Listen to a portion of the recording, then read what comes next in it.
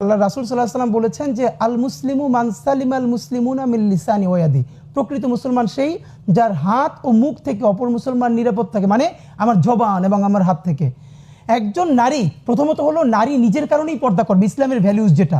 কিন্তু ধরেন কোনো পুরুষকে ইসলাম কি এই কথা বলেছে আমার সামনে যদি কোনো নারী নিউড হয়ে যায়, ড্রেসই নাই, ধরেন আমি কি তার দিকে তাকাতে, মানে দেখেন সূরা নূরে যে আল্লাহ তাআলা পর্দার কথা বলেছেন, এখানে দুটো বলেছেন যে পুরুষও যেন চোখের হেফাজত করে, নারীও যেন চোখের হেফাজত করে এবং পর্দা করে। তাহলে একমাত্র নারী ঢেকে থাকবে আর আমি তাকিয়ে থাকবো, এইটা আমাদের আফসোসটা কি জানেন? আজ থেকে 15-16 বছর আগেও বাংলাদেশের যত ধর্মীয় ইস্যু এগুলো সব মূলধারার আলেমরা নিয়ন্ত্রণ করতেন, হঠাৎ করে কোনো ফেসবুক সেলিব্রিটি না।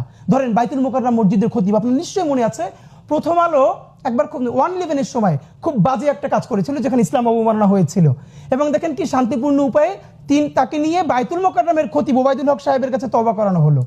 এর মানে সিস্টেমটা দেখেন, এর মানে তখন আমাদের জাতীয় মুরব্বী ছিল, বাইতুল মোকাররমের খতিব ছিলেন, বাংলাদেশে এরকম অনেক গুণীজন আলেম ছিলেন। তাওহীদ শব্দটা আসছে আরবি তাওহীদ থেকে, মানে একত্ববাদ। সেই হিসেবে আপনি ইসলাম ধর্মে বিলং করলে, ভাই করলে, আমি করলে, আমরা যারা ইসলাম ধর্মে বিলং করি আমাদের মূল থিমটা কি, যে লা ইলাহা ইল্লাল্লাহ মুহাম্মাদুর রাসূলুল্লাহ, যে আল্লাহ ছাড়া আর কোনো ইলাহ নাই, যে এই কথাটা যিনি বলেন এবং বিশ্বাস করেন তিনি তাওহীদের উপরে বিশ্বাস করলেন, মানে আল্লাহর একাত্মতার উপরে। আর এটা যিনি বিশ্বাস করেন তিনি তাওহীদি, তিনি